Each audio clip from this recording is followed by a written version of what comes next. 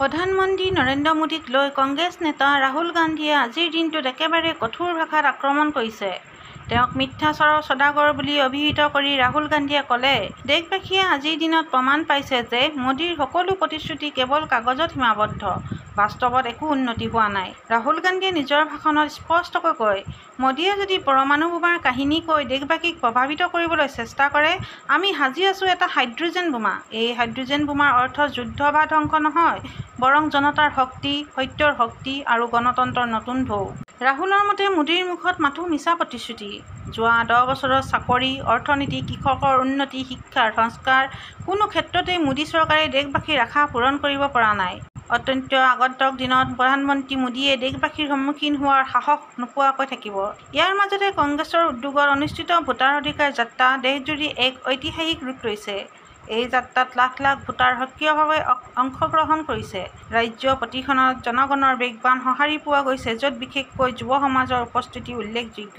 এই যাত্ৰাৰ মূল উদ্দেশ্য হৈছে ভোটাধিকাৰ সুৰক্ষিত কৰি গণতন্ত্ৰক পুনৰুজ্জীৱন দিয়া, মিছা প্ৰতিশ্ৰুতিৰ বিৰুদ্ধে জনমত গঢ়ি তোলা আৰু আগন্তুক নিৰ্বাচনত জনতাৰ কণ্ঠস্বৰ শক্তিশালী কৰা। বিশেষজ্ঞসকলে বিশ্লেষণ কৰিছে যে এই যাত্ৰাই মোদী চৰকাৰৰ বিৰুদ্ধে এখন জন-প্ৰতিক্ৰিয়াৰ ঢৌ তুলিছে।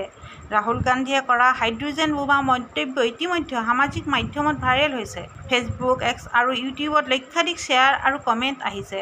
বহুজনৰ মতে এই ভাষণেই 2024ৰ পূৰ্বে দেশত নতুন ৰাজনৈতিক পৰিৱেশ সৃষ্টি কৰিব।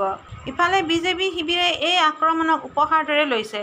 তেওঁলোকৰ দাবী, ৰাহুল গান্ধীয়ে নিজৰ অসফল ৰাজনীতি লুকুৱাবলৈ প্ৰধানমন্ত্ৰীক লক্ষ্যভ্ৰষ্ট কৰি আছে।